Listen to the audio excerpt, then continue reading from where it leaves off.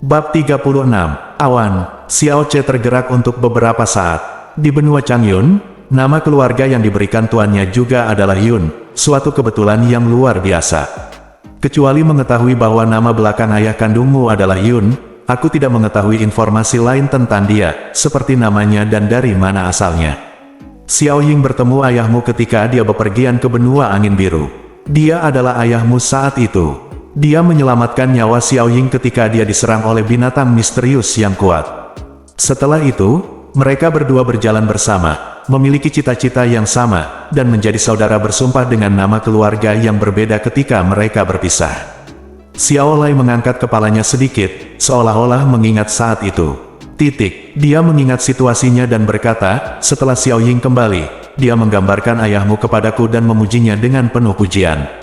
Dia mengatakan bahwa dia tidak hanya tampan dalam penampilan, berani dan sulit diatur dalam temperamen, tetapi juga sangat berbakat.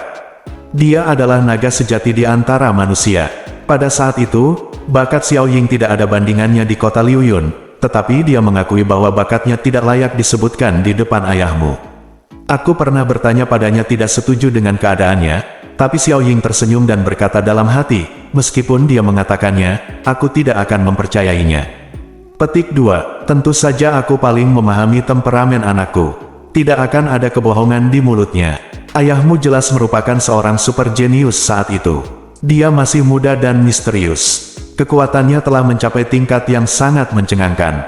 Tapi naga di antara manusia seperti itu bersedia bersumpah bersaudara dengan Xiao Ying, yang memiliki kekuatan dalam yang rendah pada saat itu, yang menunjukkan keluasan pikiran dan kemurahan hatinya. Tidak heran jika Xiao Ying akan selalu memuji ayahmu, dan bahkan merupakan suatu kehormatan untuk bersumpah bersaudara dengannya. Petik 2. Kemudian, Xiao Ying menikah dengan seorang istri dan memiliki seorang anak. 2 bulan setelah anak itu lahir, dia bertemu ayahmu dan ibumu. Emosi Xiao Lai berfluktuasi pada saat ini terjadi perubahan nyata. Xiao Ce menahan napas dan mendengarkan dengan tenang tanpa mengucapkan sepatah kata pun. Petik 2.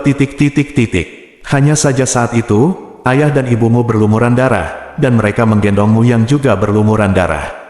Kamu baru berusia 2 bulan saat itu, dan kamu tidak sadarkan diri di kamar ibumu, lengan. Xiao Ying berhenti ketika dia menurunkan mereka dan membawa mereka ke tempat rahasia. Mereka semua dipenuhi memar dan semua energi dalam di tubuh mereka hampir habis.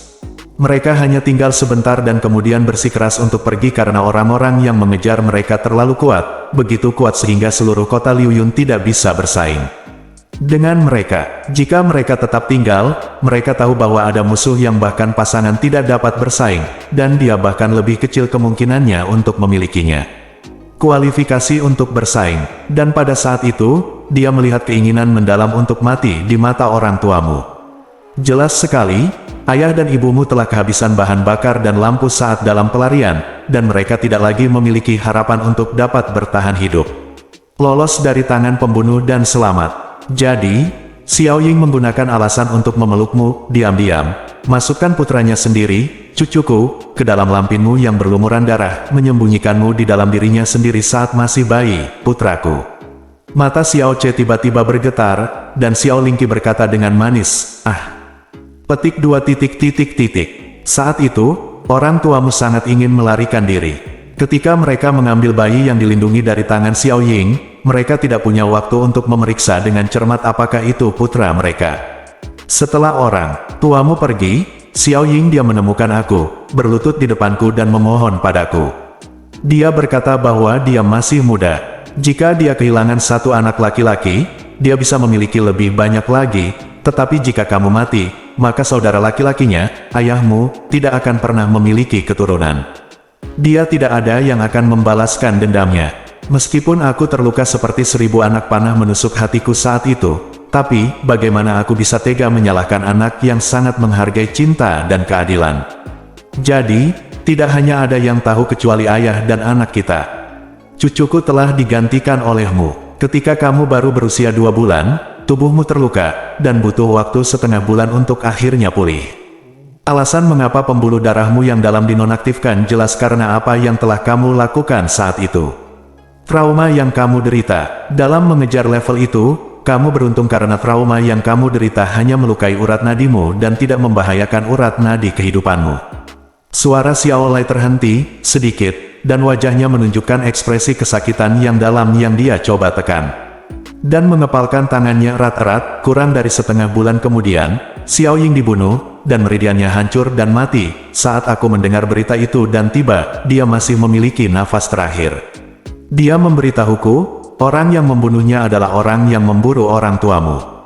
Orang itu mendapat kabar dari suatu tempat, mengatakan bahwa seseorang melihatnya mengambil dua pasangan muda yang sedang bersama, berlumuran darah dan menggendong bayi. Orang yang membunuhnya mendatanginya, menanyakan kemana orang tuamu melarikan diri. Xiao Ying tersenyum sebelum dia meninggal, karena apa yang dikatakan orang yang membunuhnya setidaknya membuktikan bahwa orang tuamu tidak ditemukan olehnya, dan mungkin mereka masih hidup. Petik 2, Petik 2. Hati Xiao Ce dipenuhi gelombang besar yang tak bisa ditenangkan. Melihat rambut putih Xiao Lai, hatinya terasa masam. Tak seorang pun tahu betapa sakitnya kehilangan seorang putra atau kehilangan seorang istri, bahkan cucu satu-satunya, garis keturunan terakhirnya, telah lama hilang. Yang bertekuk lutut adalah anak orang lain yang ditukar dengan nyawa cucunya. Tidak heran dia memiliki rambut beruban di usia parubaya. Di bawah serangkaian pukulan seperti itu, seseorang dengan kondisi pikiran biasa tidak hanya akan memiliki rambut beruban, dia mungkin sudah pingsan sejak lama. Xiao Ce dengan sedih mengetahui hari ini bahwa pelaku semua ini sebenarnya adalah dirinya sendiri. Jika dia tidak menukar nyawanya dengan nyawa Xiao Ce yang asli, bagaimana bisa Xiao Ying dibunuh? Bagaimana istri Xiao Ying bisa mati demi cintanya? Bagaimana istri Xiao Lai bisa meninggal dalam depresi? Bagaimana bisa putra Xiao Ying menjadi sia-sia hingga membuat orang-orang menertawakannya? Keluarga mereka akan aman dan bahagia, dengan bakat Xiao Ying yang tidak dapat ditandingi oleh siapapun di kota Liuyun, dan dengan kekuatan serta reputasi ayahnya yang mendalam yang tidak dapat ditandingi oleh siapapun di kota Liuyun, statusnya saat ini di klan Xiao pasti sangat tinggi. Mungkin sebagai pemimpin klan Xiao, Xiao Lai tidak akan dipandang rendah oleh orang lain. Sebaliknya, dia lebih unggul. 4 tetua lainnya, apalagi menindasnya, akan bertindak patuh seperti tikus di depannya. Xiao Ying menggunakan nyawa putranya untuk menyelamatkannya, tapi membuat dirinya dan seluruh keluarganya mengalami nasib yang sangat kejam. Tapi dalam 16 tahun ini, Xiao Lai tidak pernah melampiaskan kemarahan atau kebencian padanya, pelaku utama. Sebaliknya, dia menunjukkan kebaikan tanpa pamrih dan murni padanya. Bahkan setelah mengetahui bahwa pembuluh darahnya yang dalam telah hilang, bahkan ketika itu tidak mungkin untuk mencapai apapun dalam hidup ini, tetap sama seperti sebelumnya. Mungkin sudah menjadi sifat manusia jika seorang kakek memperlakukan cucunya sendiri seperti ini, namun memperlakukan anak orang lain seperti ini juga menjadi akar penyebab perpecahan keluarganya sendiri. Hal ini membutuhkan pikiran dan hati yang begitu besar. Xiao hati Ce bergetar, dan hidungnya terasa masam. Seperti ayah, seperti anak. Untuk lelaki tua yang hebat, tidak heran dia memiliki putra yang penuh kasih dan saleh seperti Xiao Ying. Hutang dia dan orang tua kandungnya kepada mereka tidak akan pernah bisa dilunasi seluruhnya seumur hidupnya. Tangan Xiao Ce memegang ujung meja batu, dan jari-jarinya semakin erat. Melihat Xiao Lai yang sedih di depannya, untuk sesaat, dia tidak tahu bagaimana harus berterima kasih kepada pria yang dia panggil kakek selama lebih dari 10 tahun. Setelah sekian lama, dia berkata dengan suara gemetar, "Kakek, aku, kebaikanmu, aku akan selalu, sepanjang hidupku." Haha, Xiao Lai tersenyum dengan lembut dan berkata penuh kasih sayang, "CR, aku telah melihatmu tumbuh sejak kamu masih kecil. Meskipun kamu bukan anak kandungku, kamu sudah lama tidak ada bedanya dengan cucu kandungku di hatiku. Kamu juga mengatakan itu bahkan jika kita tidak memiliki hubungan darah, kita akan selalu menjadi saudara. Karena itu adalah saudara, ini semua yang harus dilakukan. Saya tidak membutuhkan rasa terima kasih atau balasan dari Anda. Selama Anda baik-baik saja di masa depan, saya akan melakukannya, tidak ada yang perlu dikhawatirkan bahkan jika aku dikurung di sini selama sisa hidupku." Xiao Ce menutup mulutnya dan tidak mengucapkan kata-kata terima kasih lagi. Dia terdiam beberapa saat sebelum dia mengangguk dengan berat. "Ya, dia adalah kakekku, sekarang, dan akan selalu begitu. Ketika dia ada di sini, saya akan berbakti dengan baik, ketika dia tidak ada di sini, saya akan berbakti dan melakukan semua yang harus dilakukan seorang cucu. Melihat penampilannya, Xiao Lei mengangguk gembira dan melanjutkan, kamu pasti ingin tahu lebih banyak tentang apa yang terjadi saat itu. Namun, Xiao Ying tidak bercerita banyak tentang orang tuamu. Adapun mereka saat itu, mengapa mereka dikejar? Xiao Ying hanya memberitahuku bahwa itu karena mereka mempunyai harta karun Suantian pada mereka. Dia bahkan memberitahuku bahwa kata harta karun Suantian adalah tabu yang mengerikan dan pastilah kamu tidak bisa mengatakannya di depan orang luar. Petik 2. Harta karun Suantian. Xiao Ce mengingat nama ini dengan tegas. Setelah orang tuamu pergi tahun itu, tidak ada kabar selama 16 tahun berikutnya. Kupikir jika mereka masih hidup, mereka pasti akan mengetahui bahwa orang yang mereka bawa bukanlah anak kandung mereka, dan mereka akan kembali ke sini kapan saja, waktu yang aman untuk menukarkan milik mereka. Anak-anak, namun, aku telah menunggu bertahun-tahun dan masih belum menunggu mereka. Tapi ini tidak membuktikan bahwa mereka pasti tidak ada di dunia ini. Liontin di lehermu, aku sudah memberitahumu sejak kamu masih kecil bahwa itu tidak pernah disarankan. Ya, karena hanya itu yang kamu kenakan setelah Xiao Ying menukar putranya denganmu. Jika orang tuamu masih hidup, mungkin itu sebuah kesempatan bagimu untuk mengenali mereka. Memang benar, jika mereka masih hidup, mereka pasti akan kembali ke Cloud City sebagai ganti anak-anak mereka. Dan karena tidak kembali selama 16 tahun penuh, kemungkinan mereka masih hidup sangatlah kecil. Namun bagaimana jika mereka benar-benar masih hidup? Jadi, apakah putra Xiao Ying yang dibunuh oleh mereka saat itu masih hidup? Malam semakin gelap dan semakin dekat dengan waktu di mana Star Hidden Grace akan habis masa berlakunya, dan sudah waktunya bagi Xiao Ce untuk pergi. Kakek, bibi kecil, sudah waktunya aku pergi. Meskipun dia enggan untuk pergi, dia harus menggunakan suara yang sulit untuk mengucapkan kata-kata yang tidak ingin dia ucapkan. Xiao Lei mengangguk, melirik keluar, dan berkata, pergi dari sini lebih awal. Jika mereka mengetahuinya, itu akan menjadi masalah besar. Petik 2. Kamu ingin pergi. Xiao Lingqiru dia mengangkat kepalanya seolah-olah dia tersengat listrik dan mencengkeramnya erat-erat dengan kedua tangan. Merasakan keengganan yang mendalam di mata Xiao Lingqi, Xiao Ce merasakan rasa masam di hatinya. Dia sangat ingin membawa Xiao Lei dan Xiao Lingqi pergi bersama. Namun, dengan penampilannya saat ini, bagaimana dia bisa memimpin mereka?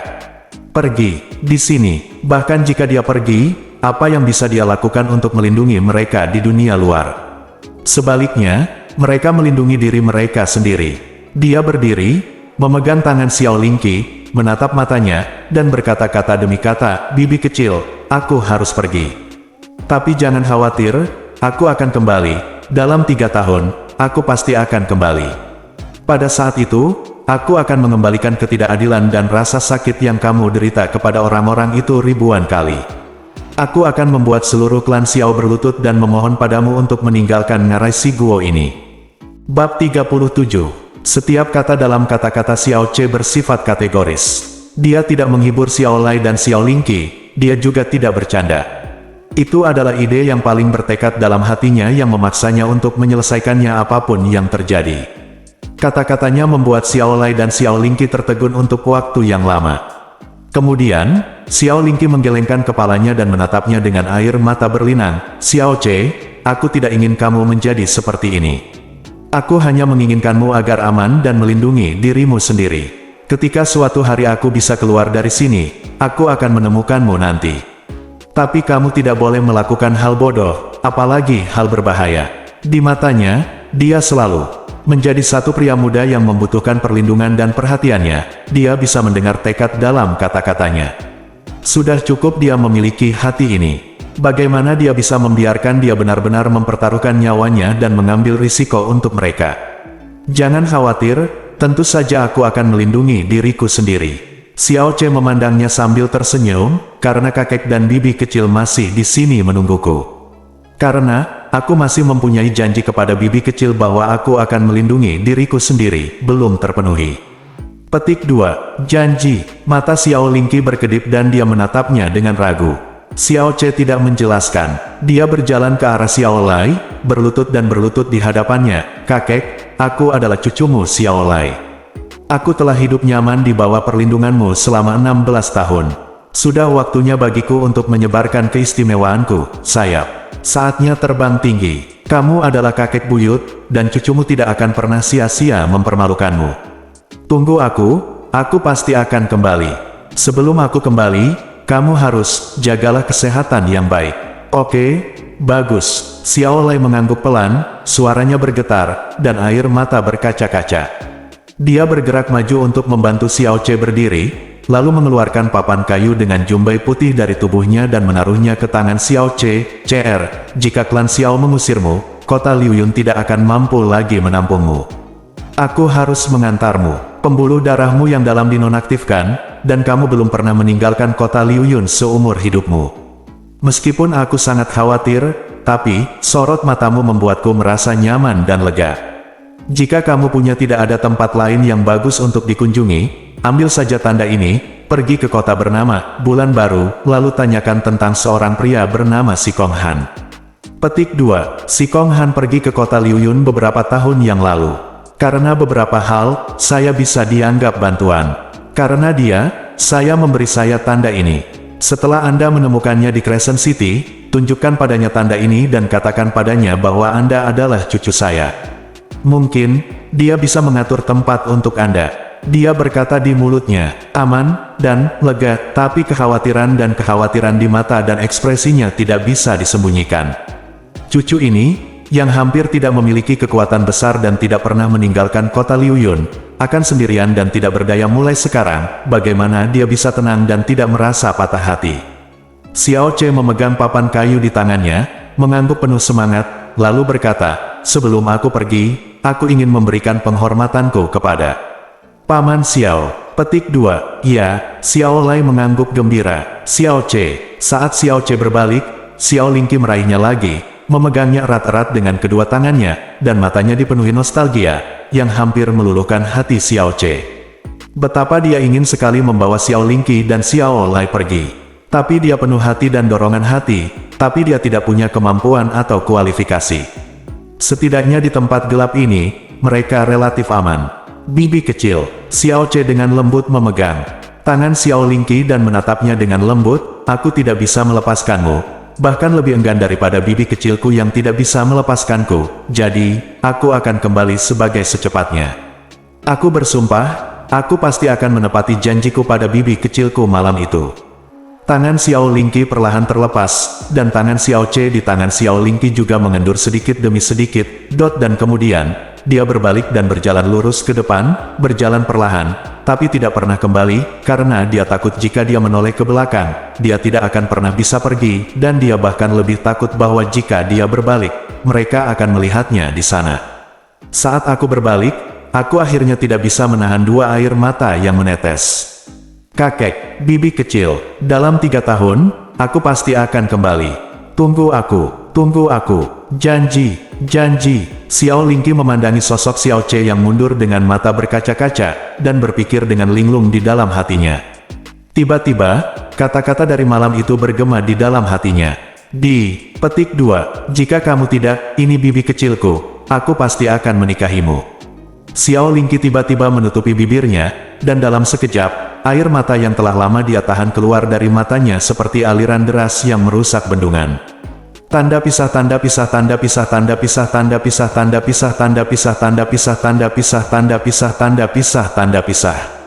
Pemakaman klan Xiao. Berdiri di depan makam Xiao Ying, Xiao Ce menatap batu nisan tua itu untuk waktu yang lama.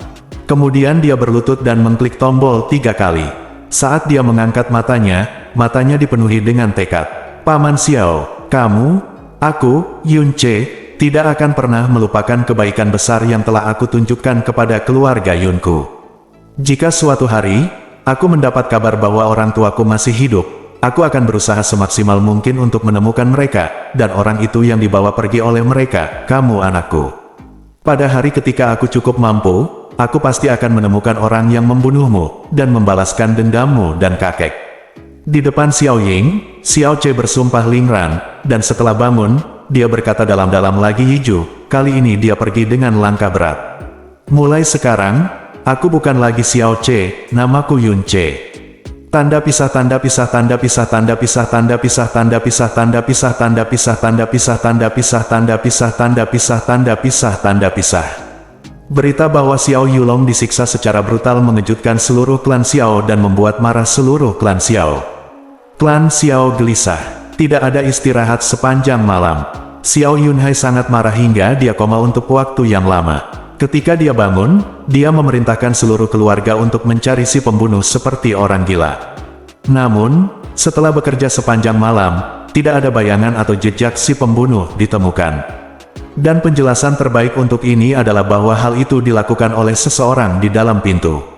Xiao Kuangyun juga sangat marah dengan masalah ini, namun ia hanya marah. Sayang sekali ia kehilangan seorang budak yang seharusnya sangat patuh dan pandai dalam melakukan sesuatu.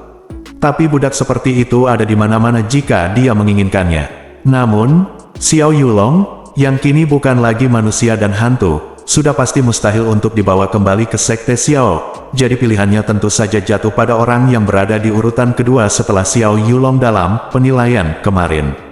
Xiao Chengzi, cucu bungsu dari Xiao Ze, kakak ketiga. Hasilnya, Xiao Ze dan Xiao Chengzi tidak diragukan lagi sangat gembira. Tapi cara semua orang di pintu memandang Xiao Ze berubah. Terutama Xiao Yunhai dan Xiao Li, ketika mereka melihat Xiao Ze, jelas ada niat membunuh yang kuat di mata mereka. Jika Xiao Yulong yang digulingkan dalam sekte tersebut, maka Xiao Ze pasti akan menjadi tersangka terbesar. Tapi ini jelas bukan hal yang perlu dipedulikan Xiao Kuangyun. Sore harinya, keempat anggota sekte Xiao membawa Xiao Chengzi dan meninggalkan kota Liuyun. Di bawah pengawalan pejabat klan Xiao dan kota Liuyun, dan memulai perjalanan kembali ke Sekte Xiao.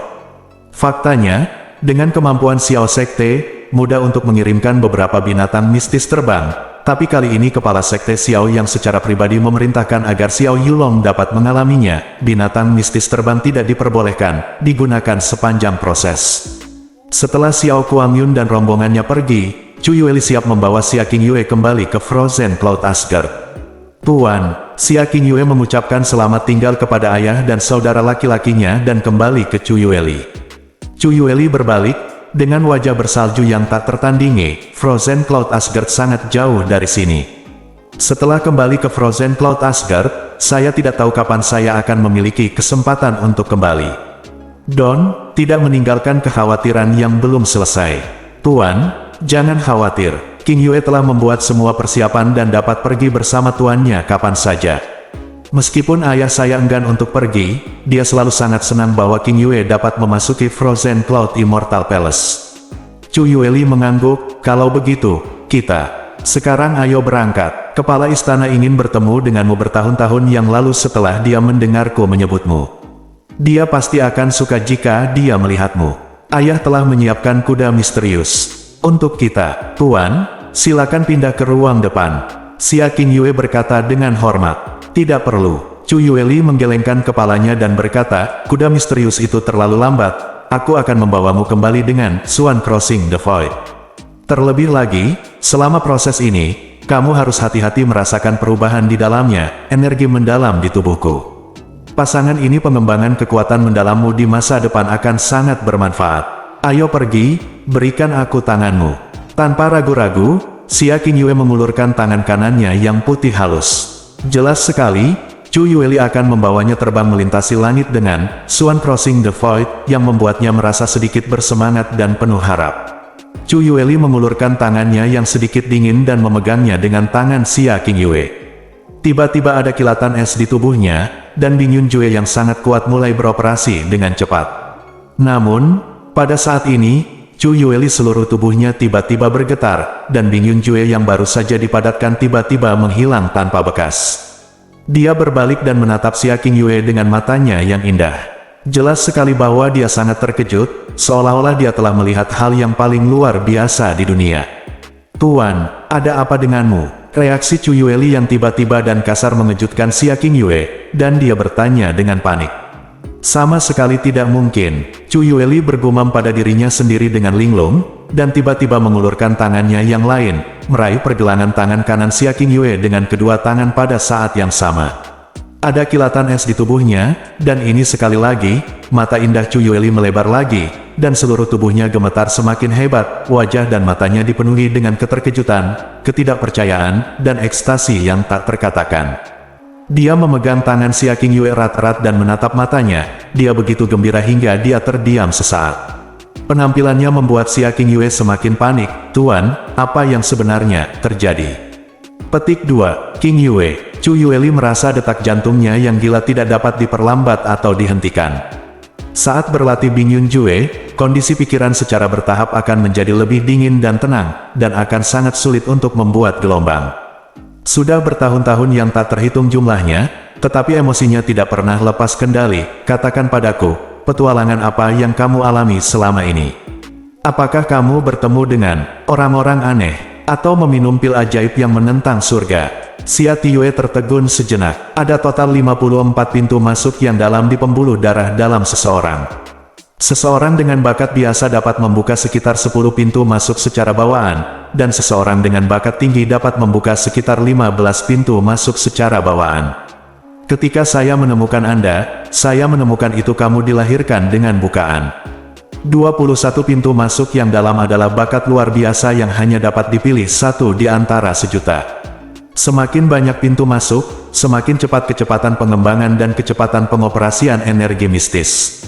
Mereka yang membuka 21 pintu masuk akan memiliki kecepatan penanaman dan pengoperasian energi mistis 2 kali lipat. Bagi mereka yang membuka 10 pintu masuk yang mendalam. Petik 2. Sangat sulit untuk membuka pintu masuk lusa. Bahkan jika Anda sekuat istana guru, dalam 100 tahun, hanya 7 pintu masuk yang dibuka lusa. Saat ini, sudah mencapai tingkat tertinggi 30 pintu masuk. Saat ini, seluruh benua angin biru, tidak akan ada lebih dari 5 orang yang dapat mencapainya, 30 pintu masuk yang dalam lusa. Bubuk Tongsuan yang diberikan kepada klan Xiao oleh Sekte Xiao dapat meningkatkan kecepatan kultivasi karena untuk sementara dapat membuka 3 hingga 4 pintu masuk yang lebih dalam beberapa hari, tetapi itu hanya sementara. Bahkan jadi, bubuk Tongsuan adalah obat mujarab yang sangat berharga bahkan di Sekte Xiao.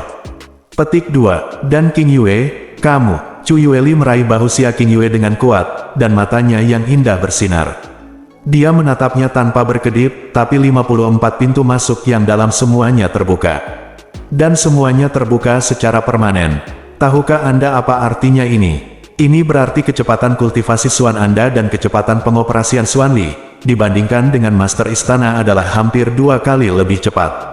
Lebih dari 5 kali lebih cepat daripada manusia biasa. Terlebih lagi, tidak akan ada batasan pada latihan keterampilan atau teknik misterius apapun. Tidak akan pernah ada hambatan ketika kekuatan misteriusmu menerobos. Dengan 54 pintu masuk mendalam yang terbuka penuh disebut pembuluh darah ilahi roh surga dalam legenda. Itu adalah pembuluh darah misterius yang hanya dimiliki oleh para dewa legendaris. Kerajaan angin biru tidak pernah memilikinya. Qingyue, apa yang telah terjadi, yang kamu alami selama ini? Yun Ce telah berhasil keluar dari desa pemula. Selanjutnya, ada area monster liar level 1-10. Pengaya dimulai. Bab 38. Kata-kata Chu Yueli membuat Xia Tiyue bingung. Tentu saja dia tahu 54 pintu masuk ke Xuan Mai. Ini adalah akal sehat paling dasar yang harus diketahui oleh semua mistikus.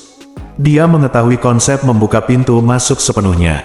Ini adalah keadaan batas yang dapat dicapai secara teoritis, tetapi belum pernah terdengar dicapai oleh siapapun. Dikabarkan bahwa hanya orang-orang kuno yang dapat mencapainya. Vena ilahi roh surgawi, yang hanya dimiliki oleh para dewa berada di luar jangkauan manusia.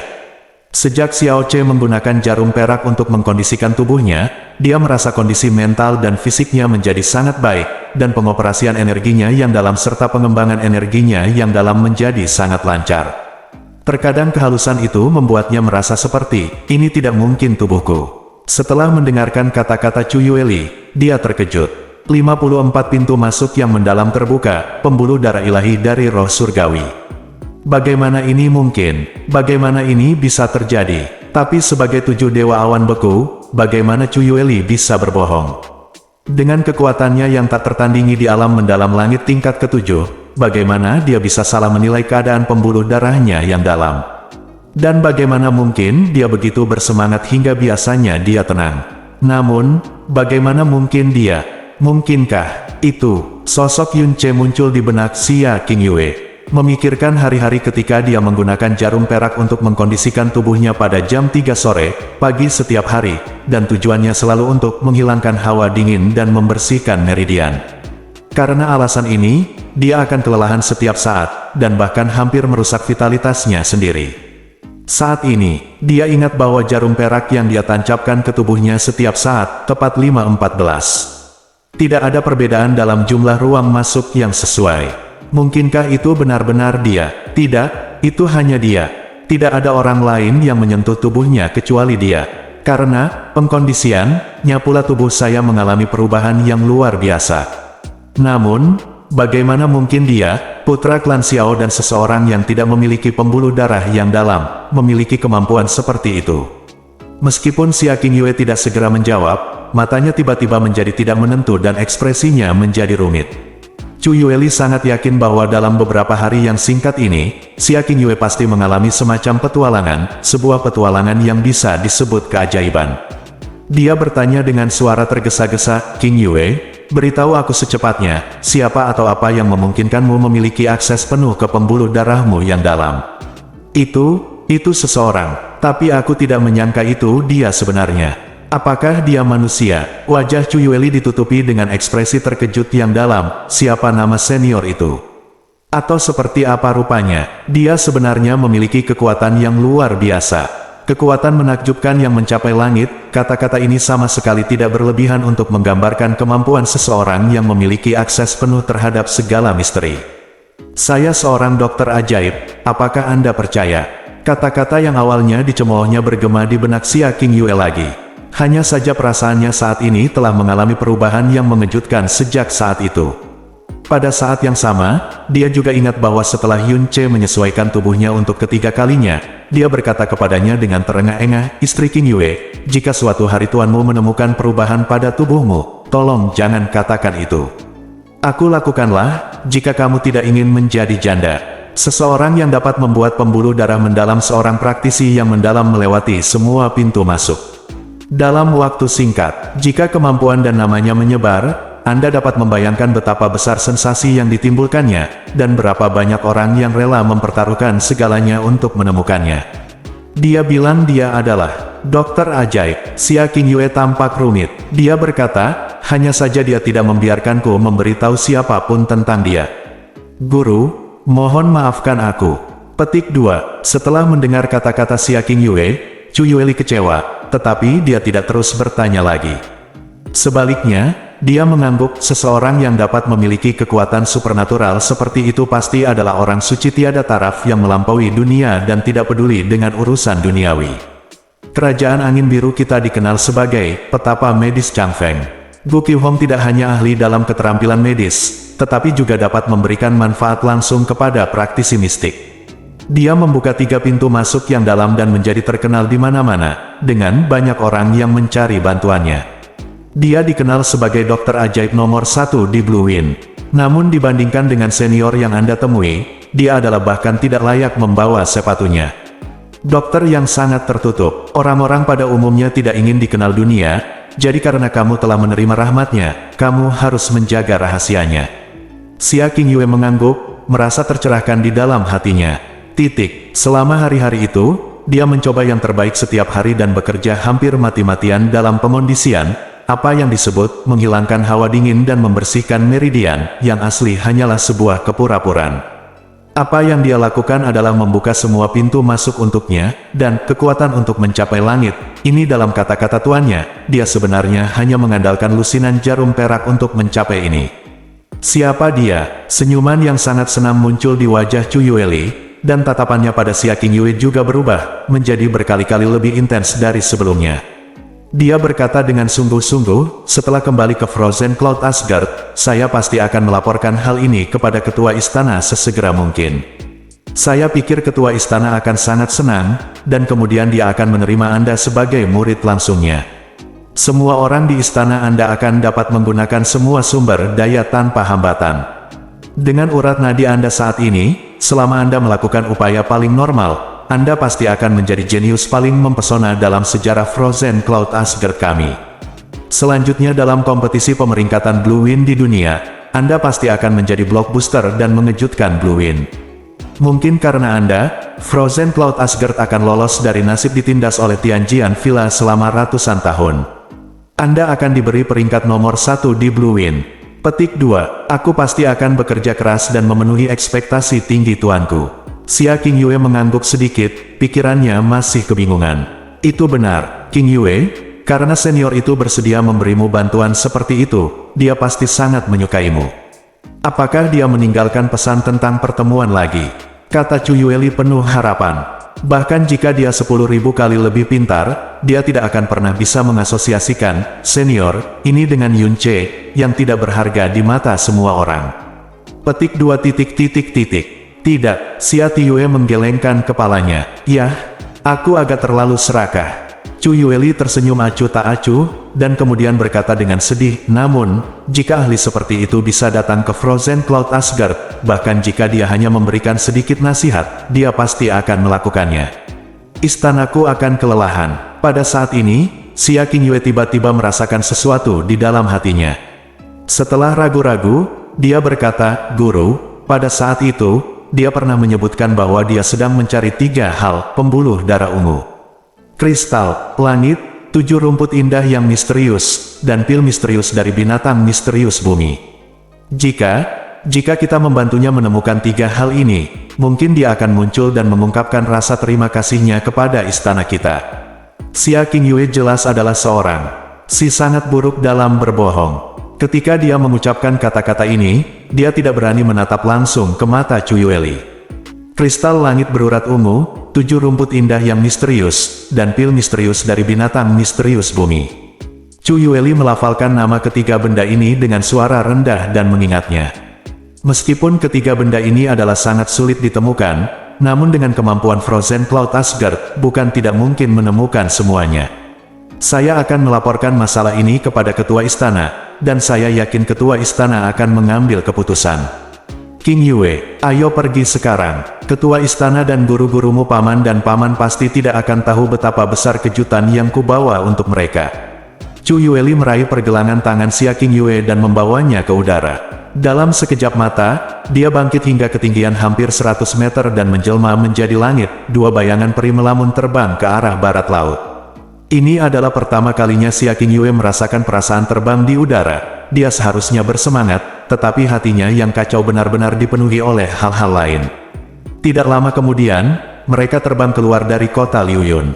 Xia Qingyue menoleh ke belakang, memandang kota Liuyun yang semakin jauh dari pandangannya, hatinya yang gelisah tidak bisa tenang. Orang seperti apa kamu? Siapa di dunia ini yang benar-benar memahamimu? Kamu memberiku bantuan yang sangat besar hanya agar aku tidak bisa melupakanmu. Karena setiap kali aku berlatih Suan mulai sekarang, aku mungkin memikirkanmu tanpa terkendali. Kemana kamu pergi setelah kamu diusir dari klan Xiao? Kamu ada di mana sekarang? Istri Qingyue, apakah kamu tertidur? Wow, istri Qingyue, kamu terlihat jauh lebih cantik hari ini dibandingkan kemarin. Mereka semua mengatakan bahwa istri mereka selalu terlihat lebih baik, dan ternyata itu benar. Sniff, sniff. Istri Qingyue, apakah kamu pergi memetik bunga melati pagi ini? Kalau tidak, kenapa wangimu begitu harum? Hah, mungkinkah itu pengharum tubuh gadis legendaris itu? Istri Qingyue, setelah bulan ini kamu kembali ke Frozen Cloud Asgard setelah itu, akankah kita benar-benar tidak pernah bertemu lagi? Lalu akankah kamu sesekali memikirkanku di tempat itu? Istri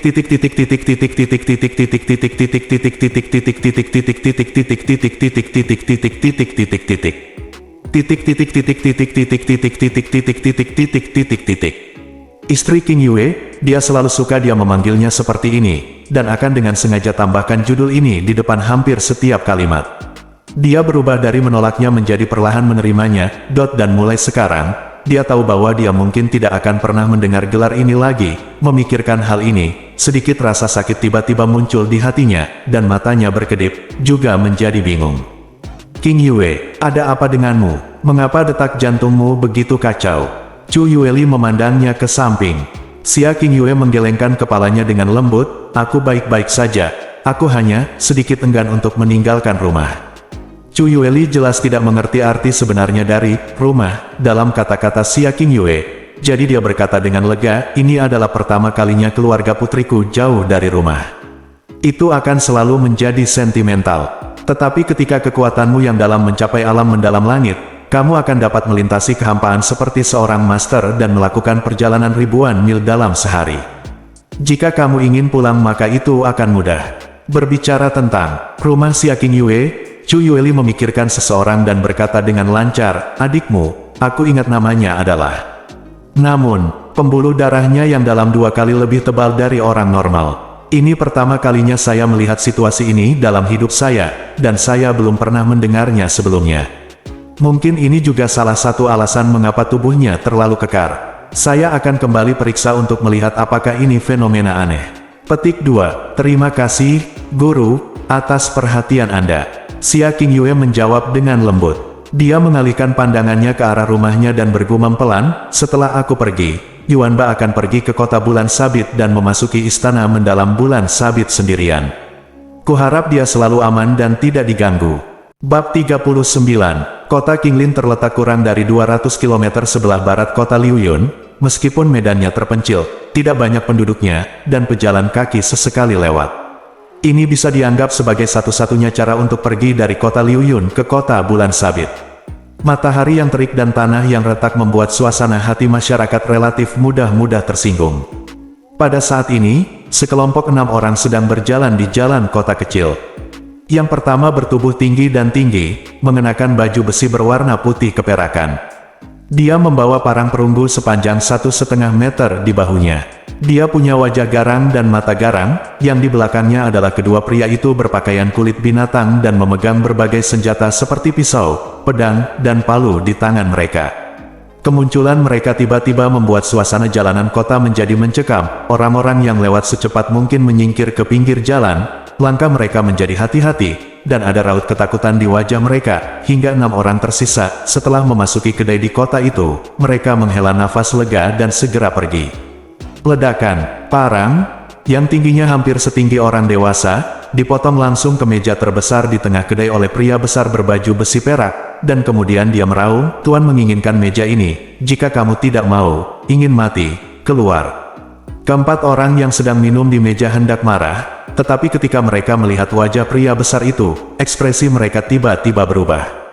Mereka tidak berani mengucapkan sepatah kata pun dan pergi tanpa ragu-ragu. Pria besar itu mengulurkan lengannya yang tebal dan menyapu meja anggur. Di tengah suara keras gelas dan piring anggur yang pecah, dia menggeram, sajikan untukku semua makanan dan anggur terbaik di toko. Penjaga toko sudah datang untuk menyambut dia secara pribadi. Melihat remah-remah gelas anggur dan piring di lantai, dia patah hati dan berdarah, tetapi wajahnya tersenyum jujur. Yin, Paman Yinlong, silakan istirahat. Makanan dan anggur akan siap segera. Kami akan segera siap. Keenam orang ini adalah anggota kelompok tentara bayaran naga perak yang terkenal di kota Qinglin. Pria besar yang memegang pisau perak besar adalah pemimpin kelompok tentara bayaran naga perak, Ben Long Yinlong, yang memanggil dirinya sendiri, naga perak. Dia berusia awal 40-an, tetapi kekuatannya telah mencapai tingkat kedua dari alam mendalam sejati. Di kota Qinglin, di mana semua master berada di tingkat keempat dan lebih tinggi dari alam mendalam yang baru lahir, dia tidak diragukan lagi tak terkalahkan. Akibatnya, kelompok tentara bayaran naga perak telah menjadi kelompok tentara bayaran terkuat di kota Qinglin, merajalela dan tidak ada yang berani menyinggung mereka. Ketika keenam orang itu duduk, kelima anggota mulai saling menyanjung satu sama lain. Suara, tawa, dan makian keenam orang itu memenuhi seluruh kedai. Mereka sudah lama terbiasa dengan perilaku pengganggu seperti ini. Orang-orang di sekitarnya semakin terhalang oleh dominasi naga perak, dan tidak ada yang berani mengucapkan sepatah kata pun. Pada saat ini, kelompok lain yang terdiri dari 5 orang muncul di pintu kedai. Pemimpinnya adalah seorang pria muda yang tampak berusia awal 20-an, dengan perawakan sedang dan penampilan rata-rata, tetapi pakaiannya sangat mewah. Siapapun di kota yang melihatnya pakaiannya mereka akan sangat serakah sehingga mereka tidak bisa berpaling untuk waktu yang lama. Dia berdiri di depan pintu kedai dan menatap orang-orang di dalamnya, matanya sangat arogan, seolah-olah dia sedang melihat sekelompok makhluk rendahan yang tidak pantas untuk dilihat. Kemudian, dia mengangkat alisnya dan mendengus dengan nada menghina. Di belakangnya, seorang pemuda tampan yang tampaknya baru berusia 17 atau 18 tahun dengan cepat melangkah maju, membungkuk di depannya dan berkata sambil tersenyum, "Tuan Xiao, ini adalah kasus kedai minuman di tempat kecil seperti ini. Itu diperkirakan dalam jarak 100 mil saya tidak dapat menemukan sesuatu yang layak, jadi saya akan puas saja." Kelima orang ini adalah Xiao Kuangyun, Xiao Mosan, Xiao Ba dan Xiao Jiu yang bergegas kembali ke klan Xiao dari kota Liuyun, serta klan Xiao yang dibawa keluar dari klan Xiao, Chengzi. Xiao Chengzi sangat gembira sepanjang perjalanan. Berpikir untuk segera dibawa kembali ke sekte Xiao, dia terus tertawa bahkan ketika dia pergi tidur di malam hari. Di depan Xiao Kuangyun, dia bahkan lebih merendahkan diri, menjilat dan tidak berani menunjukkan sikap acuh tak acuh. Jika dia bisa melayani tuan muda dari sekte Xiao ini dengan baik dan menerima kata-kata baik darinya di sekte Xiao, dia pasti akan melakukannya, mampu berkembang bahkan di sekte Xiao seperti ikan di air. Huff. Xiao Kuangyun menghembuskan napas dari lubang hidungnya, melirik ke sini lagi dengan sangat meremehkan, dan berjalan masuk. Xiao Chengzi dengan cepat memimpin dan bergegas ke depan untuk menempati kursi terbaik. Dia berjongkok dan segera menyeka bangku kayu dengan lengan bajunya. Lalu dia menatap Xiao Kuangyun dan duduk dengan ekspresi tersanjung di wajahnya, lalu berteriak, "Simpan, makanan dan minuman akan segera disajikan, pilih yang terbaik." Begitu Xiao Kuangyun dan rombongannya masuk, mata 6 orang dari kelompok tentara bayaran naga perak tertuju pada mereka. Salah satu dari mereka tertawa dengan jijik, "Hei, anak itu benar-benar gila, lihat cara dia memandang kita sebelumnya, cek-cek. Mungkin, seorang pemuda dari keluarga bangsawan yang keluar untuk menikmati gunung dan sungai. Lihat pada kulit yang tipis dan lembut itu. Itu berdaging, dan air akan keluar ketika Anda mencubitnya. Tetapi jika Anda berani menggila di wilayah kami, saya benar-benar tidak tahu bagaimana menulis kata kematian. Bos, apakah kamu ingin aku naik dan mendidik mereka tentang wilayah siapa ini, tidak peduli dari keluarga mana dia berasal. Tuan muda, di wilayah kelompok tentara bayaran naga perak kita, kamu harus mengajariku bagaimana menjadi orang baik." Pak Yinlong menamparkan kaki ayam yang setengah dimakan di atas meja dan mengangkat paha ayam besar di kakinya. "Parang, lebih baik saya datang sendiri. Karena saya suka pakaian yang dikenakan anak laki-laki itu, dan bawa kembali untuk dipakai anakku. Dia pasti sangat senang, hahaha." Setelah mengatakan itu, dia mengambil parang dan berjalan ke arahnya dengan angkuh. Meja Xiao Kuangyun berjarak 3 langkah, dan dia menebas meja anggur dengan pisaunya, berkata dengan ekspresi galak di wajahnya, "Nak, bukankah pakaian ini bagus untukmu? Tapi sayang sekali jika kamu memakai sesuatu seperti ini. Cepat lepaskan untukku. Lepaskan dengan cepat. Apakah kamu mendengarku?" Petik 2. Jika kamu tidak ingin melepasnya, kami dapat melepasnya untukmu. Petik 2. Jika bos kami melepasnya untukmu nanti, dia menang jangan terlalu lembut, hahaha. Yin, anggota muda dari kelompok tentara bayaran naga mulai membuat keributan dari belakang. Para tamu di kedai juga menjauh dan memandang Xiao Kuangyun dan rombongannya dengan kasihan. Penjaga toko dan pelayan bersembunyi jauh, dan mereka tidak berani datang untuk mencegahnya.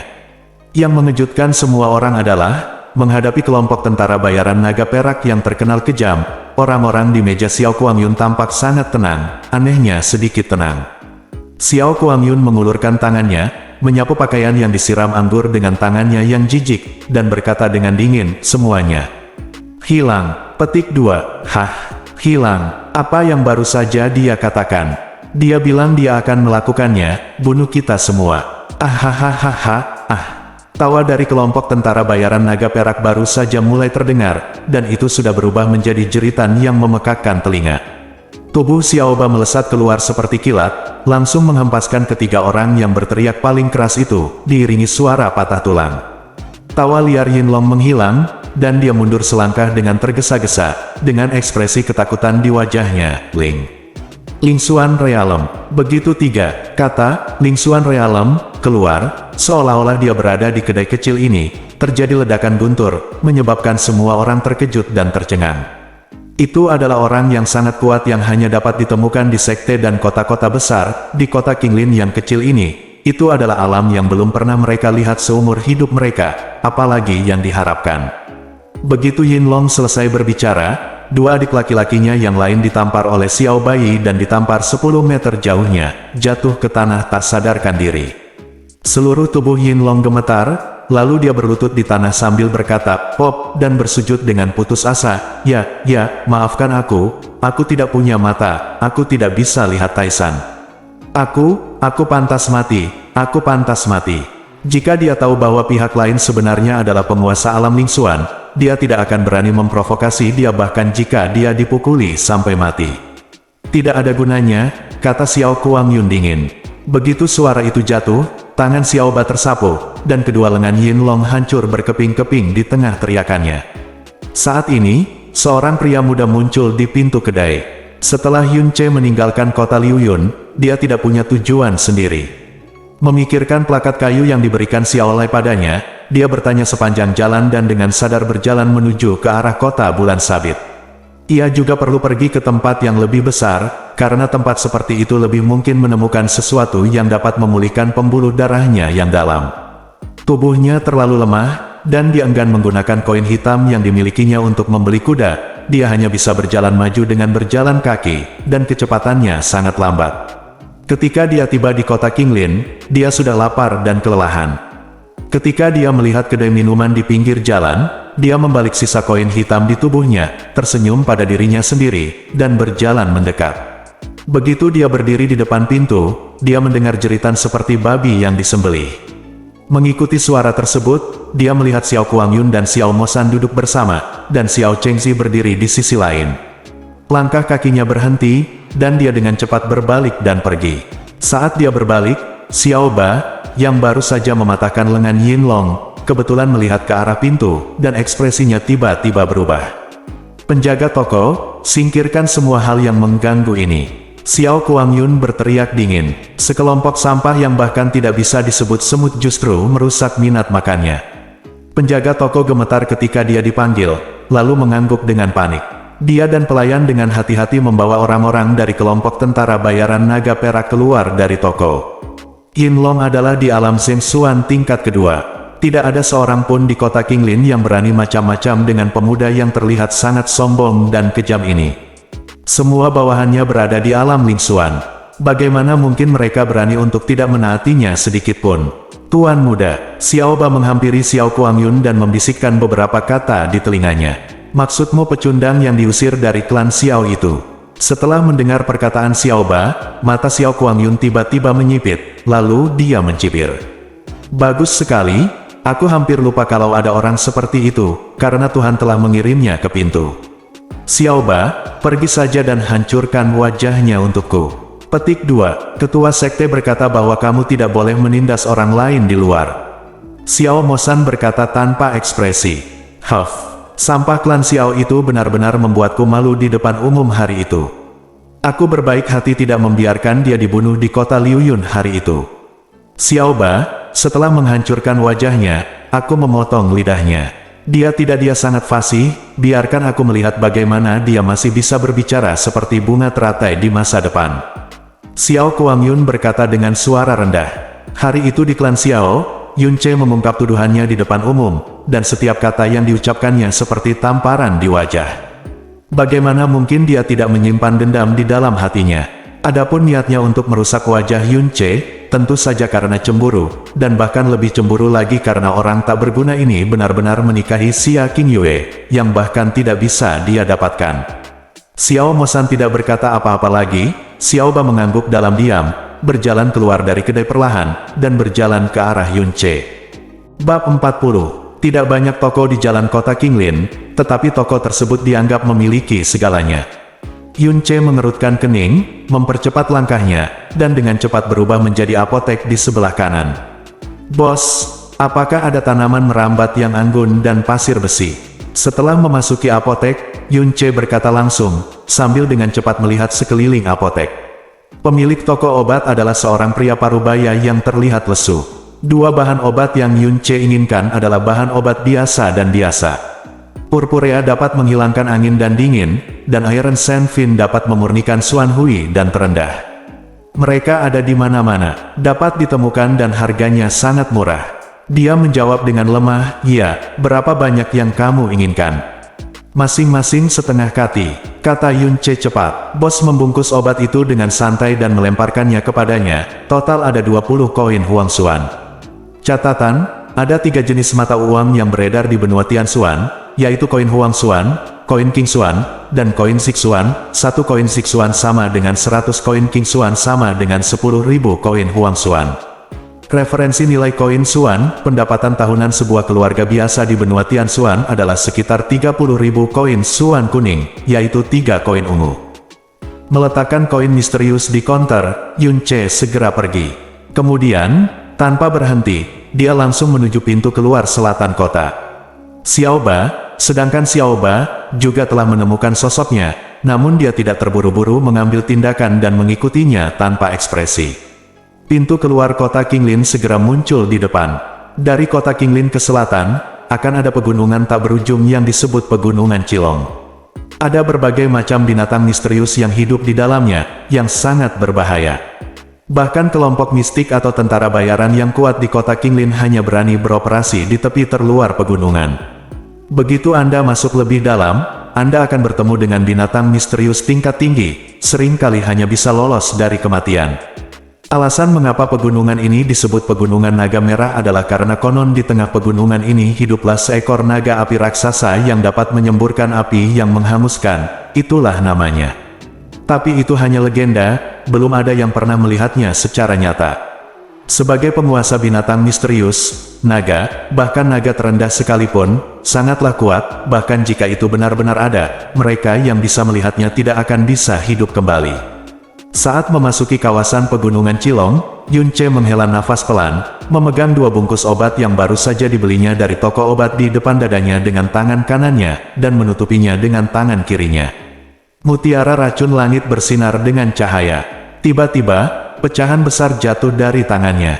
Saat Yunce melepaskan tangan kirinya, hanya ada tumpukan kecil bubuk ungu kehitaman yang tersisa di telapak tangannya. Bunga Euriale tidak beracun, dan sulur pasir besi juga tidak beracun, jika dikonsumsi bersamaan tidak akan menimbulkan reaksi toksik.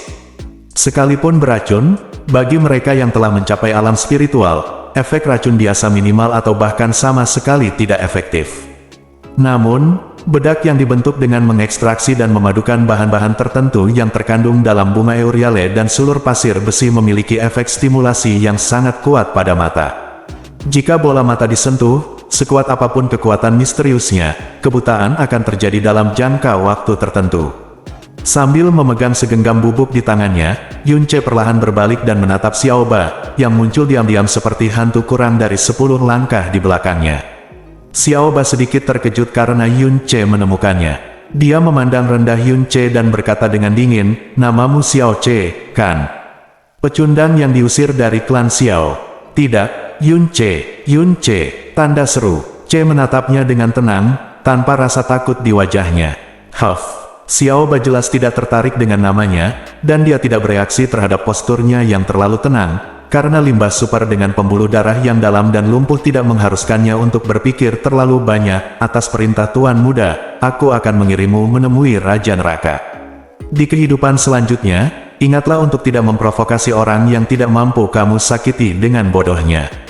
Ketika suara itu jatuh, Xiaoba sudah memegang pisau pendek yang terang di tangannya, lalu dia menjentikkan tangan kanannya, dan pedang pendek itu menusuk telinga. Terbang lurus ke arah Yunce dengan suara yang menembus udara. Xiao Kuangyun memintanya untuk melumpuhkan wajah dan lidah Yunce, tapi dia jelas tidak melakukannya.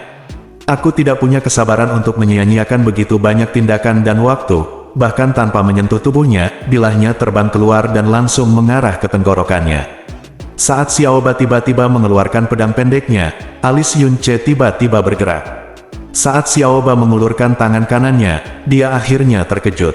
Dia sudah bersiap untuk Xiaoba bergegas dan memukulnya dengan keras. Namun, aku tidak pernah menyangka bahwa orang dari sekte Xiao ini, yang setidaknya berada di alam Lingxuan, akan benar-benar menggunakan senjata untuk menghadapi bajingan seperti dia. Dan dia ditembak dengan pisau terbang. Dengan tubuhnya dengan kekuatan yang sangat rendah, bagaimana dia bisa menghindari tembakan pisau terbang dari orang kuat di alam spiritual? Apakah temperamen Xiaoba telah terdistorsi? Dia tidak memainkan kartunya menurut pemikiran orang normal. Kamu benar-benar menggunakan senjata untuk membunuhku, seseorang yang tidak memiliki kekuatan besar. Apakah kamu tidak takut dipermalukan jika memberitahuku? Yun Ce mengumpat dengan lemah di dalam hatinya. Cahaya dingin di pupilnya mendekat dengan cepat, dan dia kesadaran membuatnya segera menghindari reaksi, tetapi tubuhnya yang lesu membuatnya tidak mungkin untuk mengelak. Pada saat tenggorokan Yun Ce hendak ditusuk oleh pisau terbang, bayangan merah seperti kilat tiba-tiba keluar dari tenggorokan Yun Ce. Tubuhnya tiba-tiba melesat ke arah Xiao Ba. Mendesis gelombang-gelombang. Bila pendek itu tidak mengenai tenggorokan Yun Ce, bahkan, bila pendek itu sudah tidak ada lagi di pupilnya sama sekali, dan tepat sebelum Xiao Ba di belakangnya, ada sosok kecil dan indah. Memunggungi Yun Ce, dia mengenakan gaun putih, dengan kaki telanjang seputih batu giok, dan rambut merahnya menyebar sampai ke pinggangnya, daya tariknya tak tertandingi. Dan di tangan kanannya, dia dengan jelas memegang pedang pendek yang ditembakkan Xiao Ba sebelumnya. Gadis ini, pakaiannya, dan rambut merahnya, mungkinkah? Xiao Ba masih mempertahankan postur melemparkan pedang pendeknya, dan seluruh tubuhnya membeku di sana. Dalam keheningan yang mematikan, dia tidak melihat kembali, bahkan ekspresi dan gerakan tubuhnya tidak berubah sama sekali, seolah membeku dalam waktu. Satu-satunya perubahan adalah pupil matanya mengecil hingga seukuran mata jarum, seolah-olah dia baru saja melihat pemandangan paling menakutkan di dunia pada saat itu, saat ini. Angin sejuk bertiup perlahan pada saat ini, dan tubuh tegak Xiao Ba tiba-tiba roboh tertiup angin. Benar, itu runtuh, satu demi satu seperti tumpukan balok, berubah menjadi darah dan mayat kecil yang tak terhitung jumlahnya di tanah. Angin bertiup ke wajah Yun Ce, membawa bau darah yang menyengat.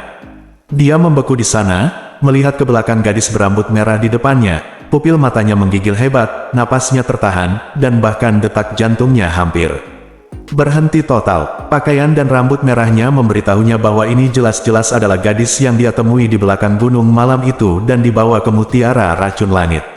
Setelah memasuki Mutiara Racun Langit, dia sedang tidur. Tapi saat ini, dia bangun, keluar dari Mutiara Racun Langit, dan membiarkan dia melihat pemandangan paling menakutkan di benua Tianshuan sejauh ini. Baru saja pada saat itu, gadis itu dengan jelas meraih pedang pendek yang hendak menusuk tenggorokannya, lalu bergegas menuju Xiao Ba dan membunuhnya. Selama seluruh proses, hanya kilatan lampu merah yang terlihat, hanya untuk waktu yang sangat lama, sesaat. Tubuh Xiao Ba benar-benar hancur, dan untuk hancur sampai ke depan matanya, setidaknya ratusan luka harus dibuat di sekujur tubuhnya. Dengan kata lain, gadis ini pada saat itu hanya sekarang, tidak hanya mengambil pisau pendek yang hampir membunuhnya, tapi juga menggunakan pisau pendek ini untuk memotong setidaknya ratusan pisau di tubuh Xiao Ba. Apakah ini kemampuan yang dimiliki seorang gadis kecil? Tidak, inikah ranah yang bisa dicapai oleh manusia? Kapan? Ya, dalam keterkejutan Yun Ce yang luar biasa, pisau pendek di tangan gadis itu tiba-tiba jatuh ke tanah, dan dia mengeluarkan erangan menyakitkan seperti tangisan binatang kecil. Kemudian, dia perlahan-lahan berjongkok di tanah. Tubuh mumilnya sedikit gemetar, seolah-olah dia bermandikan angin sedingin es. Racun, pembunuh dewa yang keji ini. Putri ini hanya menggunakan racun sekecil itu, kekuatan, sebenarnya, menjadi bumerang sedemikian rupa, Dotiah. Suara gadis itu sangat lemah dan menyakitkan, seolah-olah dia sedang mengalami penyiksaan yang luar biasa. Yun Ce ragu-ragu mengambil 2 langkah ke depan. Setiap kali matanya bersentuhan dengan genangan darah, dia merasakan hawa dingin di hatinya. Siapa sebenarnya gadis berambut merah ini? Xiao Ba berasal dari Sekte Xiao, dan kekuatannya setidaknya berada di alam mendalam spiritual tingkat rendah. Melihat seluruh kota Liu Yun, hampir tidak ada yang bisa mengalahkannya, tapi dia dibunuh oleh gadis ini dalam sekejap. Gadis ini sepertinya baru berusia 12 atau 13 tahun. Untuk seorang gadis seusia ini yang mencapai alam mendalam dasar tingkat ketiga, dia sudah cukup bangga. Xia Qingyue sudah diakui sebagai jenius nomor 1 di kota ketika dia mencapai alam mendalam dasar tingkat 10 pada usia 16 tahun. Gadis ini, setelah kembali ke benua Tianshuan, untuk pertama kalinya waktu di hati Yun Ce, rasa ngeri yang sebenarnya. Karena pemandangan yang dia lihat di depannya benar-benar di luar kesadarannya, selama 2 kehidupan penuh.